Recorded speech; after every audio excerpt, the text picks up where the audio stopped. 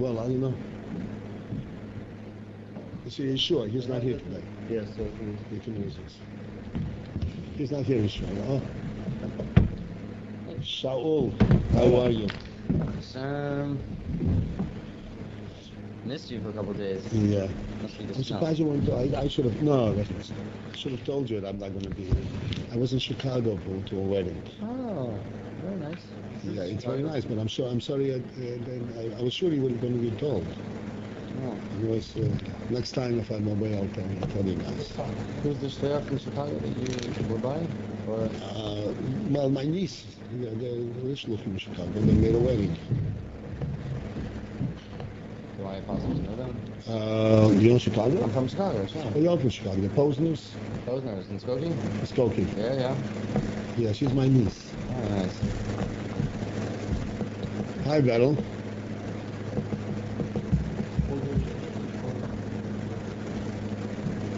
Posner from Skokie, Illinois. Yeah.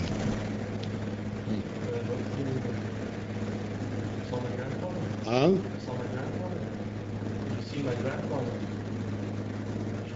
No.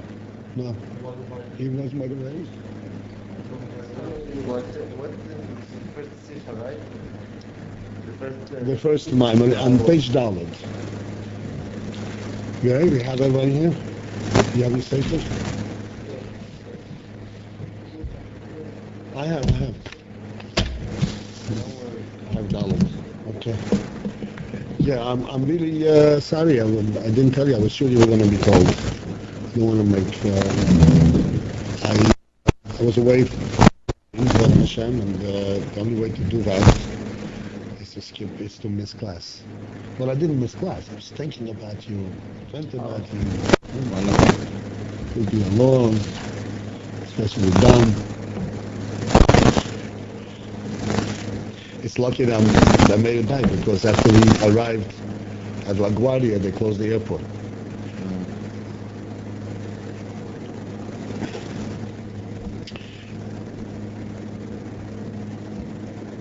Yeah.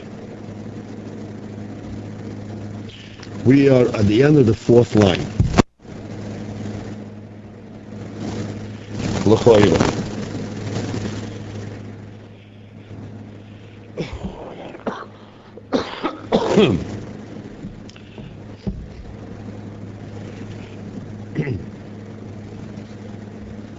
So,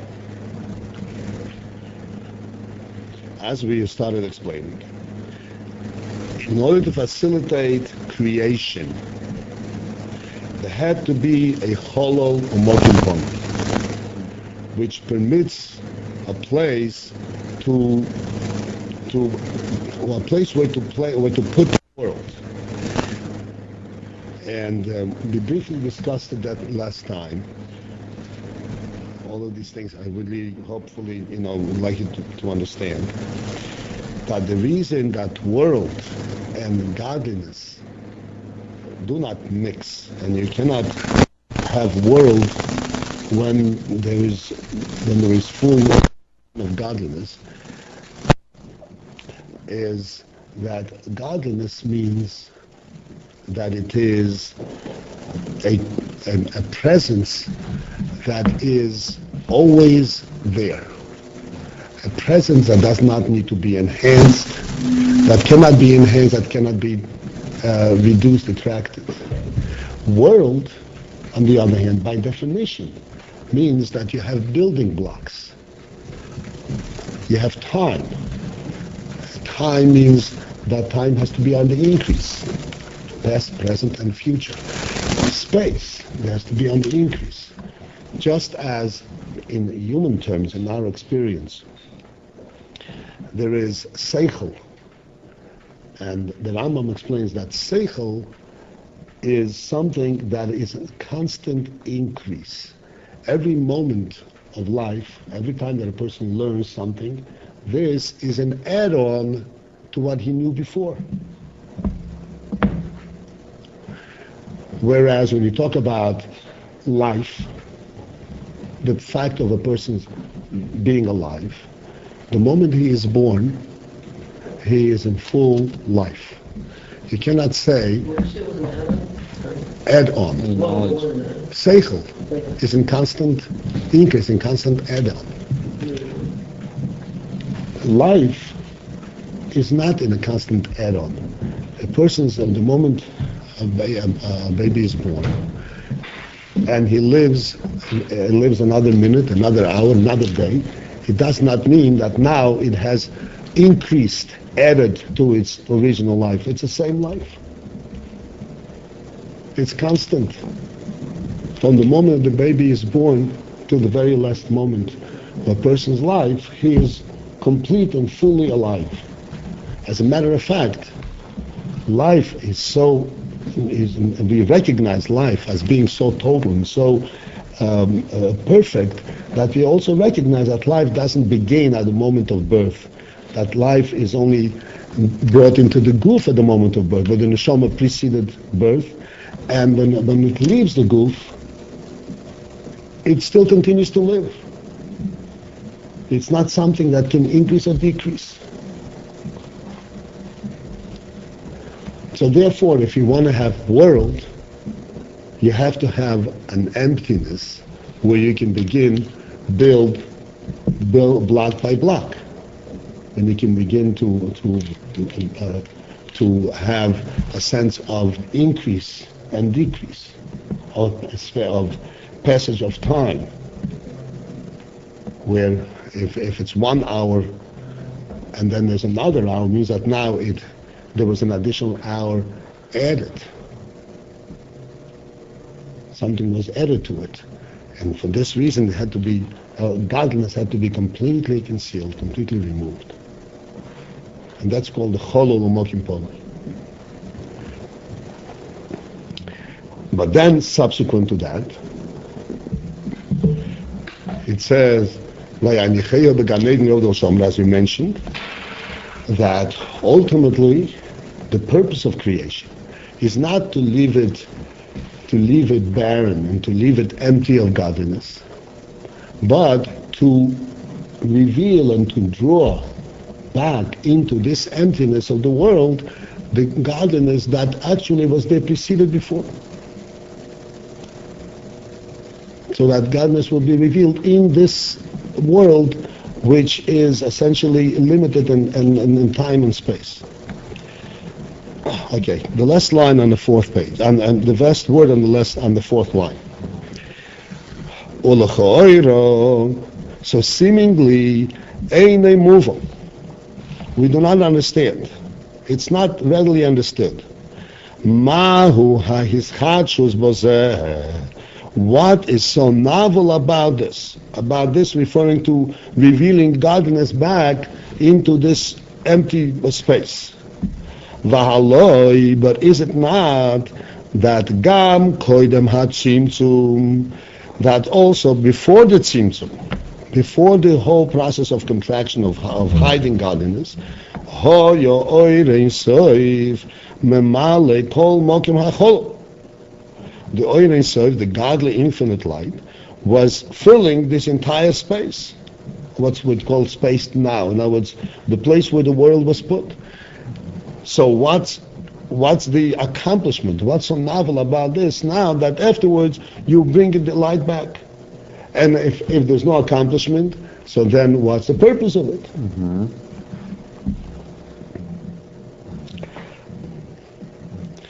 Ach al pi poshut. However, simply put, who did Chilo, that at first, Kishahoyo Oirein Soif Memale Mokim Hacholo, when this Oirein Soif, the light of infinity, was filling the entire space, Mokim Hacholo, Harei, so then, Loihoyo Efsher Liyes Mitzias Ho'elamis. It was not possible that there should be Mitzvah, the presence of worlds. Since it was Oirin Soy, it was filling the whole Mitzvah, the whole Cholo. V'im came, and thus, since the Mitzvah of world was not possible then, Harei loihoyo hagilui bo'elomois. So therefore, even though there was gilui, there was godly revelation, Oirin Soif revealed, but it was not revealed in world. Bo'elomis, in world. However, le'achar shenizhavu ha'olamis, after that the worlds were created, כשממשיכים גילוי אור אין סוף שלפני הצמצום. Now, after the worlds are here, when we draw back into the world, the Or Ein Sof that preceded the Tzimtzum, the Or Ein Sof that the real meaning of Or Ein Sof, Harei Hagilui Hu Bo'elomis.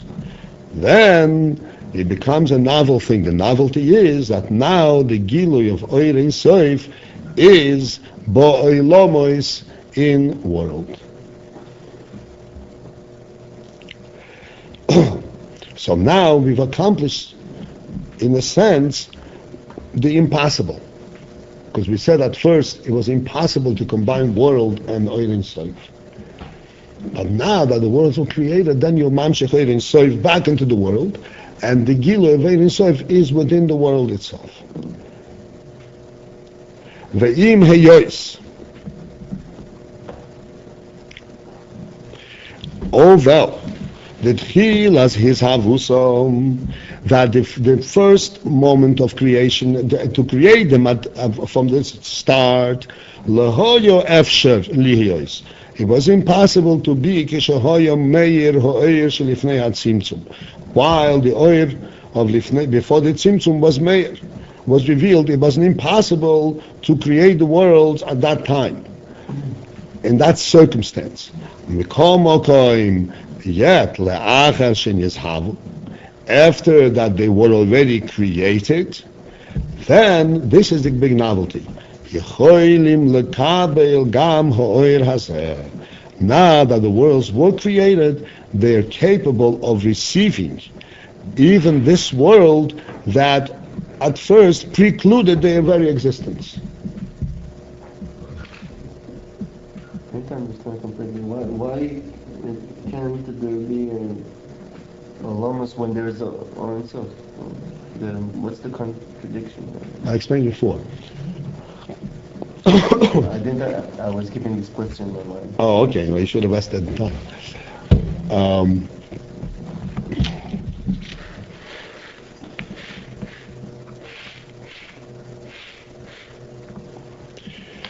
In the short of it, as I explained before, that Olam is world means, the definition of world is Helam. Why is it Helam? World means that there are many things, and things are the many things means that one thing is added and increases on top of the other. Like seichel. Okay. Like the Alter Rebbe says that the parameters of world is mokoim and zman.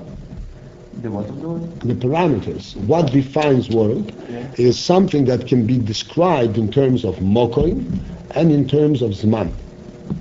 Time. Time means past, present, and future. Past, present, and future means that this which was in the past was, there was an increase to that and it became present. And then there's still a future that will still add on to this. Okay.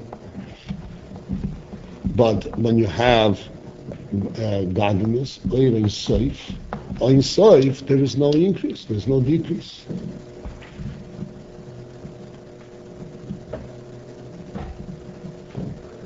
Doesn't lend itself to any kind of changes. Because it's mukhlat. Mukhlat, right? It's a bligvul. Okay. So now, after the word itavu, before they became itavu, I don't know what to say. Before they were created, his havu. Havu means hoiva. Before they came into being. Okay. Hid havu means they came into being. Okay. So after, that's what he's saying here, that לאחר שנתהוו יכולים לקבל. Right. אחר שנתהוו, then יכולים לקבל, then they're able to receive even the light that they couldn't receive before. מה השתנה? That you have to understand. But this is the Yitzchakis. There's a whole book, right? Okay.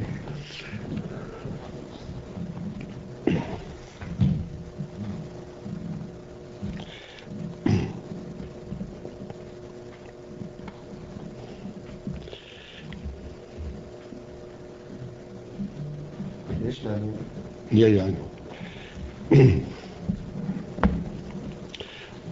I want to give you, before we go on, a little previous, or an insight into this concept, so you would be a little bit, you would be able to relate to it a little bit better as we go on to understand the meaning.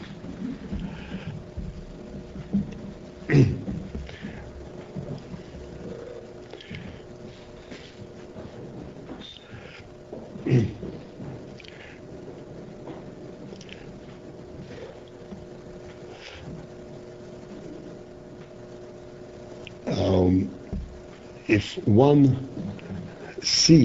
observes, one sees a very unusual phenomenon, something very unusual, and he is very affected by it, he's very, what's called nispoil, he's very taken in by it. At that moment, he is not in a position to analyze and to see what is actually going on, because he's so involved and he's so touched by it that he cannot really isolate and see what the details are that is going on. He's drawn into it.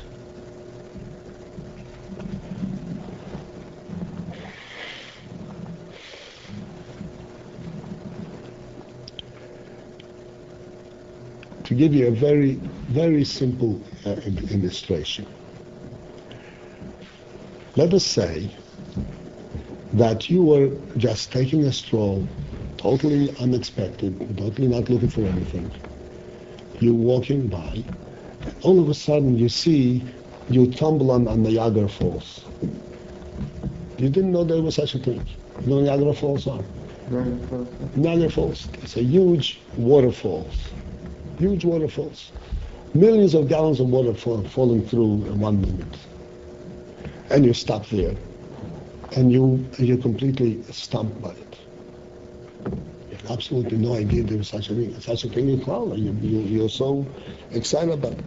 Well, you at this moment have the presence of mind and saying, okay, now what is the water? Where is the water coming from? What is the whole path? Where is it? Where is the origin of this water? You will not even consider it. You will just be affected by the presence, by the unusual sight, that you won't even have the mind to be able to understand. You know, the water is not being created here. It's come from someplace, and it can be traced back to a lake. And where is it coming from? And where is it going? And all that. Surely you will not think in terms of how fast is water coming down, how many gallons of water are coming down every minute. It will be completely beyond your thought.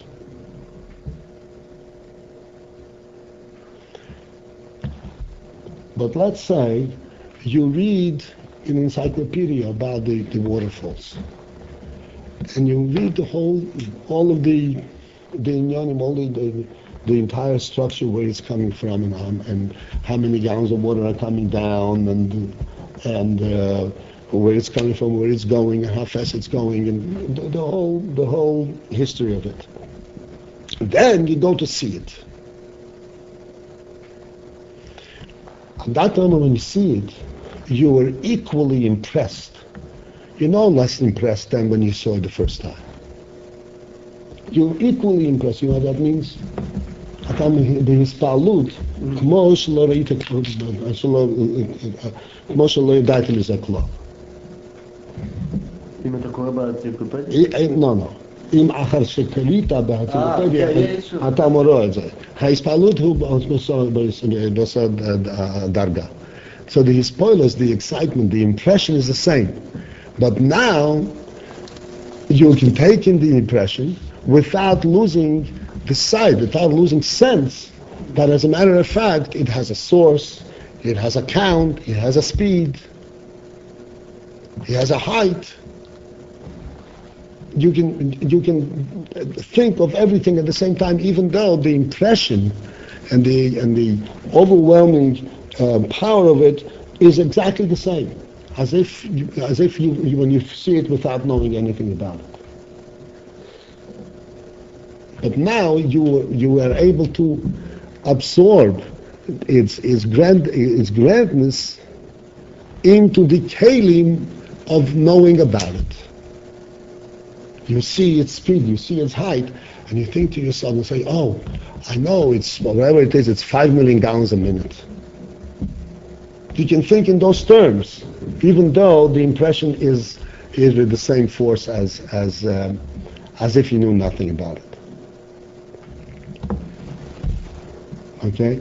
So this is the concept of that once the worlds were created, then they are able to receive the Oir Ein Sof that preceded them. So the various qualities, various parties, is loving. This is various qualities, this is various parties, which is very different.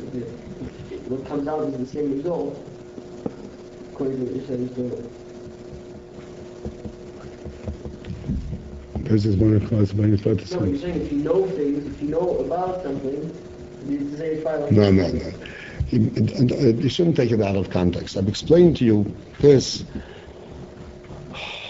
to explain to you this one simple concept, that once you know things from a limited perspective, from a seichelic perspective, then even when you see them and you know them now from higher and more profound than seichel, but from actual observation, from actual experience, you do not lose your seichel.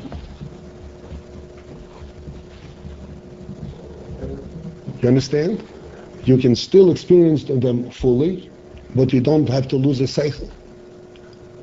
Even though at first, if you saw them without the seichel, then you wouldn't be able to stop yourself and start thinking, what's going on. You would be too overwhelmed.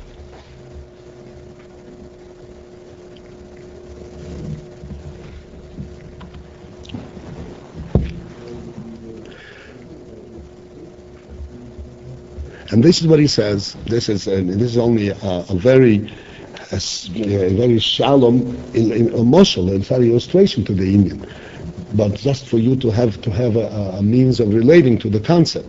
That beginning to create them at first, it was impossible while the Eres of Shifnei was there.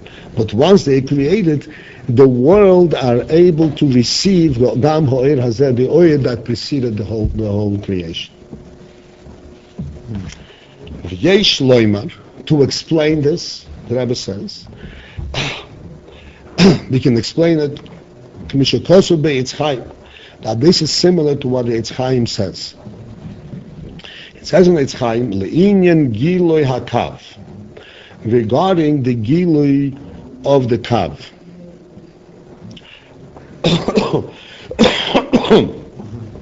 We are talking now, okay, let me just introduce the Kav. The Kav, actually we mentioned it before, that after there was a Tzimtzum, the Tzimtzum constituted a complete removal of all revelation. And this is why it's called a cholo. A cholo means space. Mokim polui, a vacant space means literally it doesn't express anything. Vacuum. It doesn't express anything. It doesn't have any message at all. Cholo. That is what had to be facilitated, had to be brought into being before we can start thinking of words. A complete cholo. After that, how was the world created? After that it says that there was a hamshocha, that there was a gilui of a kav. A kav means a line. What does that mean? That instead of the way the oir, the godly light was before the tzimtzum, where it was just omnipresent all over, all the qualities of oir and seif were there at all times. This means oir and seif present all over. In the kav means a light, a line. A line means that all the qualities come through, but they come through in an organized way, not all at once. That's what a kav. A kav means there's first one point, and there's another point, an additional point, and therefore it does not reopen the whole thing. It reveals it piecemeal, just as a moshel to illustrate that if you saw the Niagara Falls, you were very impressed, and you want to tell Avram about it. He never saw it. So you come to him and say, "Oh, what I saw, the water falling all over the place, it's unbelievable." He didn't tell him anything. If you're going to tell him exactly the way you experienced it, he won't know what you're talking about. He won't know what you're talking about. You haven't told him anything. In order to tell it to him, you have to first take your experience out and put it on the side, and then begin to think, what did I see? If I want him to be impressed by what I saw.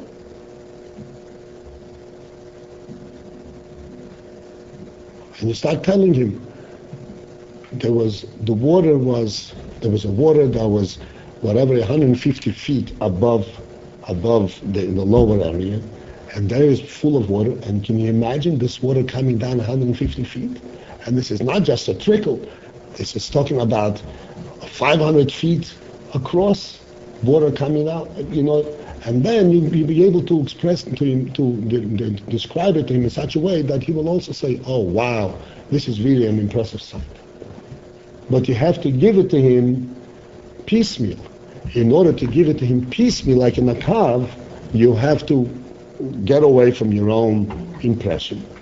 And then from that impression, you can't forget about it. If you forget about it, then you can't have Magneton. You have to go back to your memory and draw from there the ideas how to present it to him. And then you have to present it to him in a structured way, in a logical way, so that ultimately you describe to him as best as you can, to the point where he too will recognize, oh, this is something really impressive. This is called a kav. So where does this kav come from? When you give him all of that description, where is it coming from? Where are you getting it from?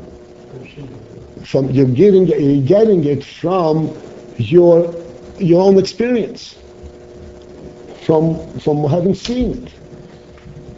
But you're not giving it to him in one whole lump.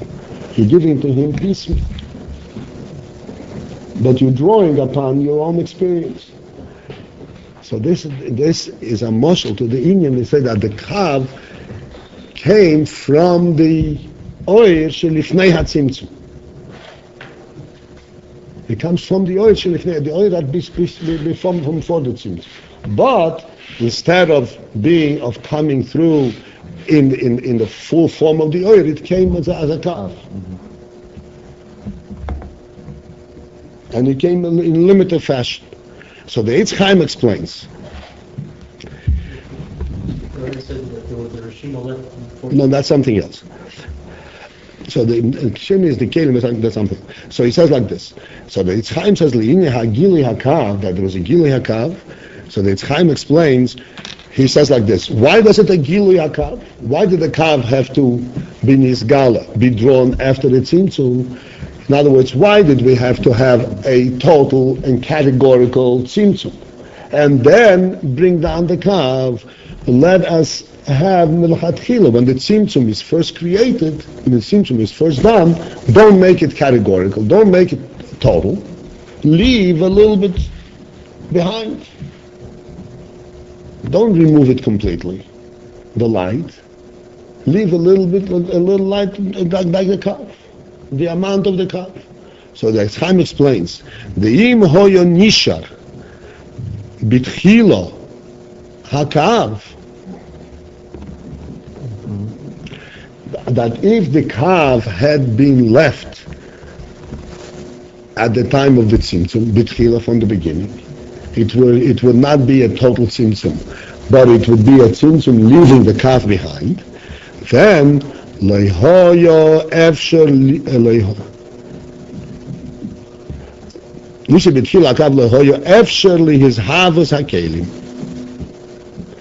It would not have been possible to come lihis havos, to come into being, to bring into being, to create the kelim, which I'll explain in a minute.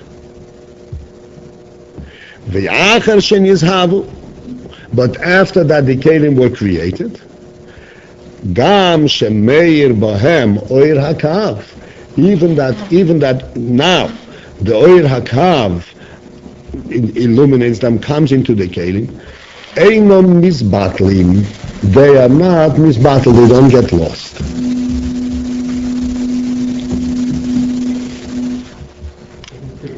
One second. What? What?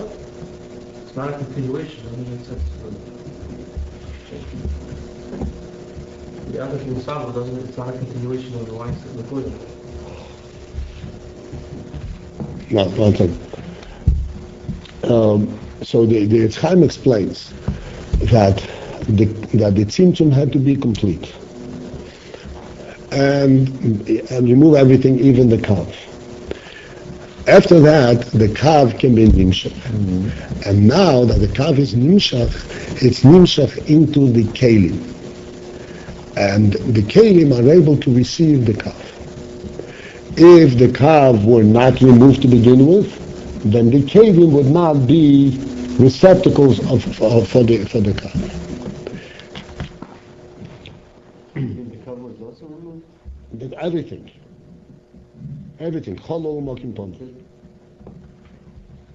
Okay. Why? Why the kav had to remove? Well, that's what he explains. In order to create the kelim, there had to be everything removed, even the kav. So the kav wasn't there. It was And the kav, no. There was oir in seif. But then it wasn't tzimtzum. There was a tzimtzum. And then came the kav. No, so then the Chaim is asking the question. At the time when there was a tzimtzum, why did we have to remove everything, including that light of the kav? Leave the kav behind and let the kav fill the kelim. So he explains that the kelim would not be able to tolerate even the kav if the kav had been left from before the tzimtzum. One second. Okay, you understand? So this is what he says. This is the concept that to begin with, to create from the start, is a different concept than to fill it afterwards. Okay?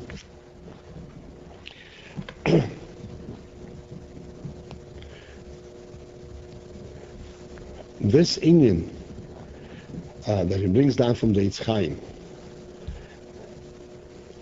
that if the kav had been left behind, it would not be possible the kelim to come into being. Why wouldn't the kelim be coming to being? We'll discuss kelim in a minute, even though this is just let us say just a mention on it. But the kelim couldn't come into being. And then, but after, because why would they come into being? Because the kav would overwhelm the kelim. The kav would overwhelm the kelim. But after the kelim were created, then the kelim are proper receptacles for the kav. then they're able to receive. Where did the kingdom come from? So the Indian that the Eitz Chaim is talking about, which we discussed before, and here also we have to do it very briefly because this is not the center, it's not the place where this is discussed.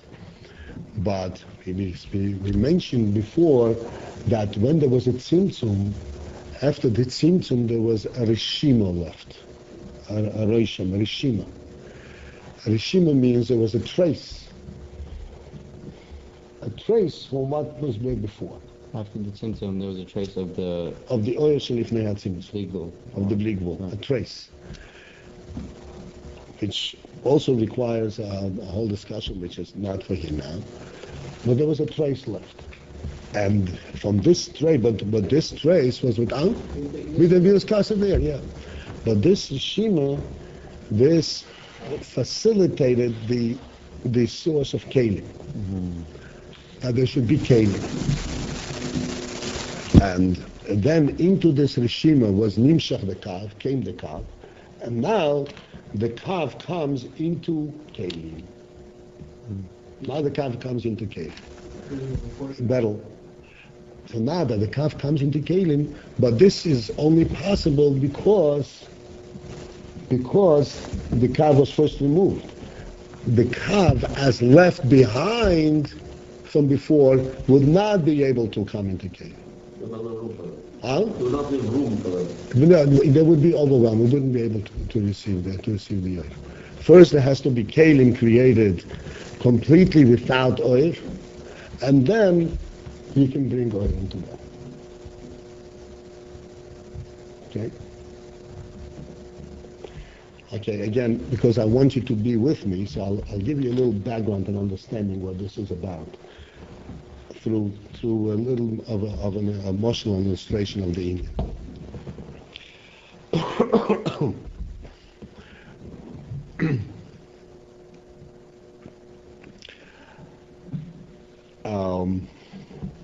We'll go off the topic a little bit and then we'll come back. In Lashon HaKodesh, and as a result of Lashon HaKodesh, all well thought out languages have a limited alphabet. Lashon HaKodesh there are 22 ACs. Other languages have a few more, a few less, but basically there's a certain number of basic letters, basic sounds. And with these basic sounds, you create a whole language. A whole language means that you have an unlimited resource for expression. Full language. Now, talking about Lashon HaKodesh. Lashon HaKodesh has 22 oises. Each ois is an entity unto itself, an aleph, a base. It has a name, it has a form, it has a sound. Aleph, base, gimel, dalet. Then we take these oises and we put them together we combine oises. By combining oises, we form words. Combine oises, we form words.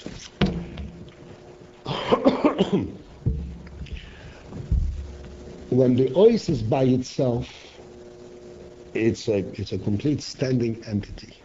Aleph, and Beis, and Gimel. When the ois becomes part of a word,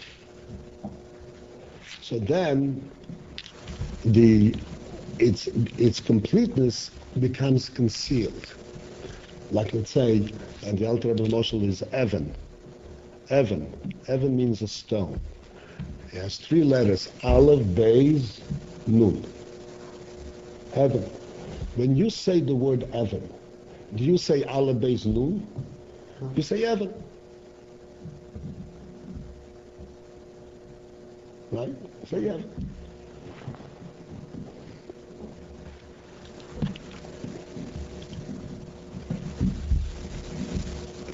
Evan as such, in other words, the sound Evan, these letters are lost in the concept. In other words, when you say the word Evan, you don't think of Aleph, Beis, Nun. You think of a stone.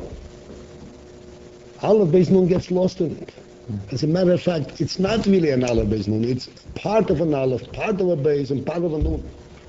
Because Aleph is Aleph, Lamed, Fei. Beis is Beis, Yud, Tov. Nun is a Nun, Vav, Nun. You don't say, oh, the Milui. It's called the Milui. The Milui. Every letter has a Milui. Lamed Pei, that's Milui? The Milui. The Lamed Pei is the Milui of the Milui of the word of the letter Aleph. The Beis, Yud Tov, is the Milui of the word Beis, of the letter Beis. When you have a Milui, you have a complete entity. When you just have the surface, then you don't have a complete Amitzis. Now, when you have the letter with the Milui, Aleph, Beis, Beis, then you can take this letter, Aleph, and you can place it in any word you want. You can place it into an into an Evan. You can place it into an Ois. You can place it into a Abba, Abba, into Ima, into any Dam. You can place a Nun into Dam. You can place it any place. And this letter now can receive all kinds of different light, all kinds of different messages, and it doesn't get lost because it's a real letter. But if you only had Evan, which means a letter together with the light that it represents, the difference between Aleph, Beis, Beis, Gimel, and the Aleph, Beis, and when the letter is part of a word, is that when it is by itself, it doesn't contain any oir. It doesn't say anything. It's called in Loshen HaKodesh, in Loshen, in the Chassidus, in Sefer Yitziri, it's called a Evan, a stone. A letter is called a stone. Without Milui? No, the letter as such, each letter by itself, is like a little building block. It's a stone. What's a stone? A stone doesn't do anything. A stone doesn't have any message. From a stone, you can make something. But the stone itself is nothing. You don't know what the stone stands for. It doesn't stand for anything. If you put the stones together, then you say, oh, you're trying to make a house, you're trying to make a fence, and you do something with it. But when the stone is by itself, it's just a plain stone. It doesn't have any message. When you have a stone, a real plain stone, then you can take the stone and build with it a house, and build with it a fence, and build with it anything you want. But if you don't have a stone, you only have how the stone is represented in a certain form. You guys with me? Like in the Oisius, in the Evan, the word Evan, if you don't have the letter by itself, you only have the letter as the letter already is part of a word. In other words, it's already presenting a certain oil, a certain message. Then it's not a full-fledged letter. It's not a key. It doesn't work for anything else, right? What? It doesn't work for anything. No, nothing else. That's right. No, it's not useful for anything, and the letter aspect of it is lost. When you look at a house, do you see the stone or you see the surface of the stone? You see the surface of the stone. You don't even see the stone. You see a wall. Right? You don't think in terms of the wall being created, put together from many stones. You see a wall. In other words, you see the message, you see the oir, the purpose of what it's there for, not the building block itself. You understand? Yeah. Okay? If the Itzchaim says that if the oil hakav had been left behind after the tzimtzum, the oil hakav been left behind. So even though the oisius created from the Rishim, but these oisius would not be able to be full-fledged oisius. The oisius that are only representing oil. They will not be oisius in the real sense, and therefore the oisius would be yizbar. They would not be real oisius. In order for them to be real oisius, that they should stand on their own, they have to remove all oil, and then bring the oil in, and then the oisius are able to receive the oil. The oisius here are the kalim? The kalim. Right. The kalim. Then the kalim are able to receive the oil.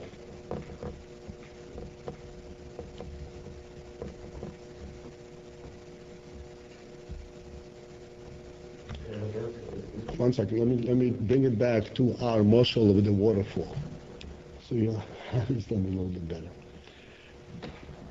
You want to describe again, you want to describe the waterfall that you saw, right?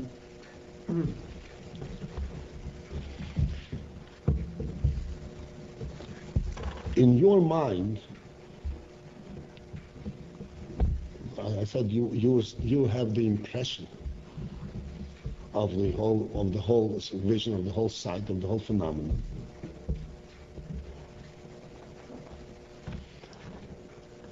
The fact that it's water and that the water is falling down from a certain height and a certain speed and down into a river,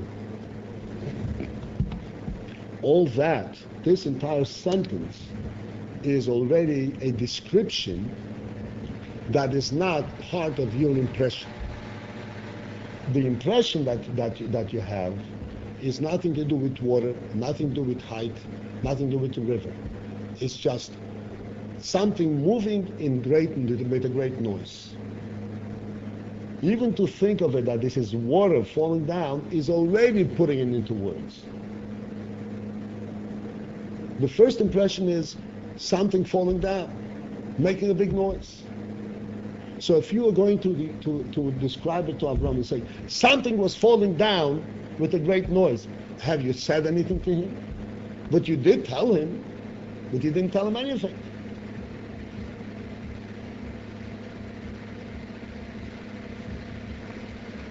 In other words, in order to be able to describe it, you have to take all your entire impression, your entire excitement out, and then reconstruct it. And when you reconstruct it into letters, into words. And that's when you're able to describe it. And how to reconstruct a waterfall into words? Number one, it's not something, it's water. You understand? And it's not just falling down, it's falling down a certain distance. It's coming down. And it's not just noise, but it's water hitting itself and making a noise from the water, from a water noise. Then you're able to describe it. So this is what he says, that the oisius of the Rishimu, the kelim of the Rishimu, would not be able to tolerate, would not be able to bear, to contain the oil of the kav, even the oil of the kav, if it were left l'hatchila, because they would never really become oisius in the real sense of the word. Never play with something unless you don't mind breaking it.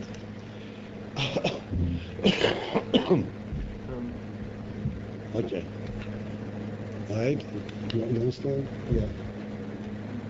I just want to understand completely the example with the oasis. What? The example with the oasis. A letter by itself, that's a stone, that's a Ze'evin. Ze'evin. Zohar in Sefer Yitzir it says, Shnei Oisi is two avonim, two stones can build two houses. How is it? You have an aleph and a base. You can put aleph base or base aleph. That's two houses. Shloisha avonim, three stones can shesh. Okay? And then it says that after four, he says it becomes, you can begin to count on how many houses you can build. And this is how the whole creation came into being. From the letters of the Asor Ma'amoros. The letters from the Asor Ma'amoros, of the 10 Ma'amoros of creation. Reishis, all from these letters were created the whole creation. And there is infinite creatures.